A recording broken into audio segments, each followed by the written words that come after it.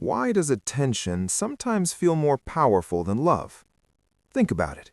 You can be loved deeply by someone, but one ignored message can ruin your entire mood.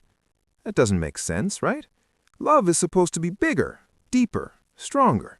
So why does attention hit harder? Here's the uncomfortable truth. Your brain reacts to attention faster than it reacts to love. And once you understand why, a lot of your past behavior will suddenly make sense. Let's start with something simple. Imagine two situations. In the first one, someone truly cares about you. They support you. They're consistent. They're always there. But they don't constantly text. They don't react to every post. They don't hype you up all the time. In the second situation, someone barely knows you. They don't really care, but they watch your stories. They like your photos. They reply sometimes, just enough. Now, be honest. Which one grabs more space in your mind? Exactly. And that's not because you're broken. It's because of how attention works inside the brain. Attention is unpredictable. Love is stable. And your brain is addicted to unpredictability. Attention triggers dopamine, not the "I feel calm and safe" chemical, the "something just happened" chemical. Every notification, every glance, every scene without a reply, that tiny spike of uncertainty wakes your brain up. Love, on the other hand, releases oxytocin. That's the bonding chemical. It makes you feel safe, relaxed, connected. Which sounds great, but it's quiet. Dopamine shouts. Oxytocin whispers. So when attention appears, even for a moment, your brain goes, "Pay attention to this. This might matter." That's why attention feels urgent. Love feels comfortable. And your brain is not optimized for comfort. It's optimized for survival. In the wild, attention meant information. Who's watching you? Who's ignoring you? Are you accepted or excluded? Being noticed meant safety. Being ignored meant danger. So when someone gives you attention, your brain doesn't interpret it as romance or validation. It interprets it as relevance. You matter right now. That's powerful. This is why a stranger's compliment can hit harder than a partner's reassurance. Why a single like from the wrong person can matter more than 10 from people who care.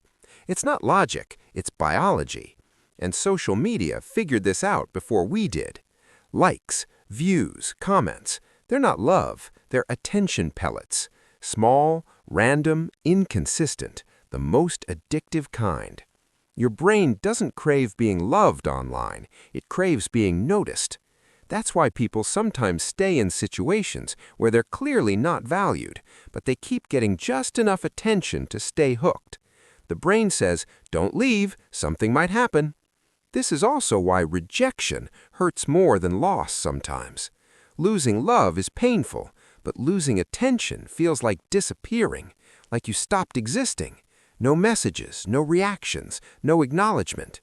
Your brain doesn't read that as silence, it reads it as threat. That's why people check their phones even when they know there's nothing new. They're not checking for information, they're checking for proof that they still exist to someone. Light humor moment here, let's be real. You ever open an app, close it, and then open it again 2 seconds later like something magical is about to happen?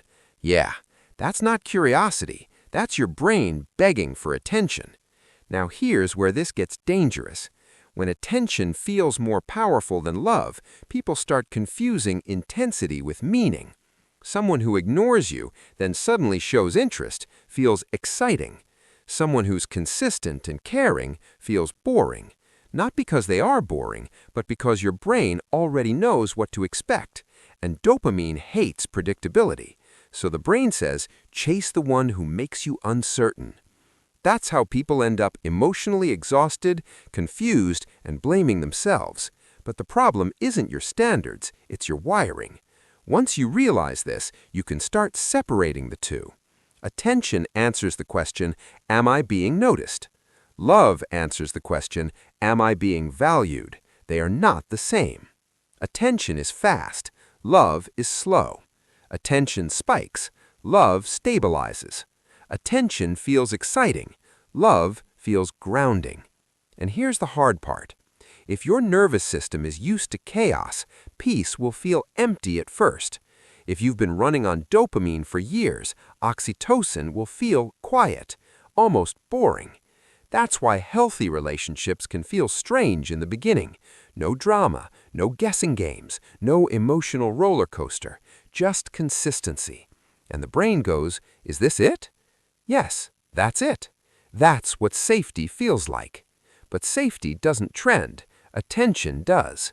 So if you've ever wondered why you crave attention even when you already have love, why validation feels addictive, why being ignored hurts more than being unloved, now you know. Your brain isn't chasing affection, it's chasing signals. The moment you understand this, you stop begging for attention and start choosing where to place your energy. Because attention can make you feel alive for a moment, but love is what lets you breathe without checking your phone. And once you've felt that kind of calm, attention loses its power over you. Not instantly, but slowly. And that's how real control begins.